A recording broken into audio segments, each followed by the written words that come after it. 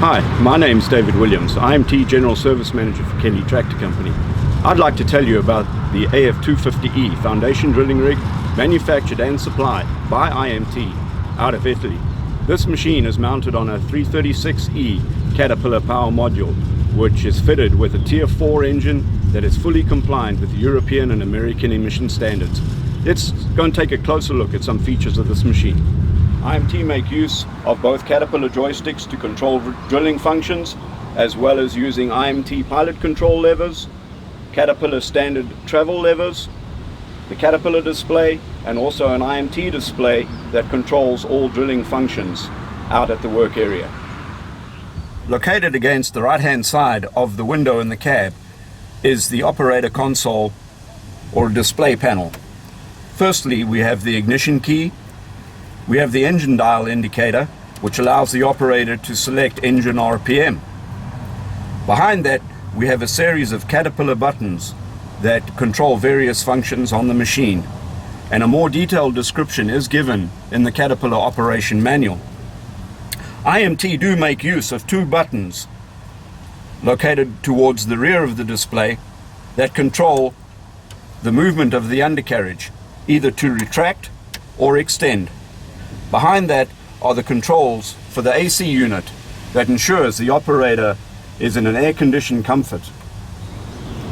IMT makes use of the left-hand side Caterpillar joystick to control the functions of the main winch, which moves the Kelly bar in and out of the hole.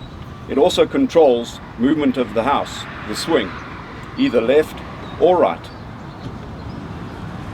The right-hand side Caterpillar joystick controls the movement of the rotary up and down the mast.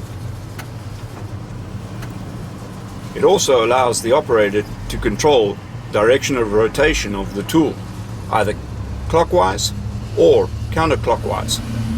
The operator is also able to select what drilling speed he would be using through the use of these two buttons on the top of the joystick. The trigger button on the front of the joystick is used to select either low-speed drilling or high-speed spin-off. Located on the right-hand side of the operator's cab on the outside are three pressure gauges, two of them for the Caterpillar hydraulic pumps and the third one for an IMT attachment pump. The IMT pilot control levers are located within easy reach of the operator. On the left-hand side we have two levers that control the movement of the mast tilt cylinders, one for the left and one for the right, either mast up or mast down. The third lever in controls the boom function, either boom up or boom down. The fourth lever in controls the upper mast cylinder and the derrick cylinder, which is used for ease of transportability. The very last lever is the lever that controls the auxiliary winch, either up or down, and the auxiliary winch is used to help the operator in moving tools around the site.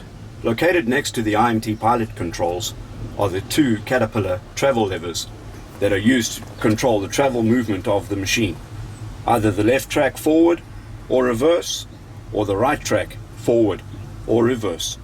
Moving across to the right side of the cab, we have the IMT control panel and we have the Caterpillar display and control panel. Most operators will be familiar with the look of the standard Caterpillar control panel. The IMT panel is a panel that controls and monitors and provides drilling information back to the operator.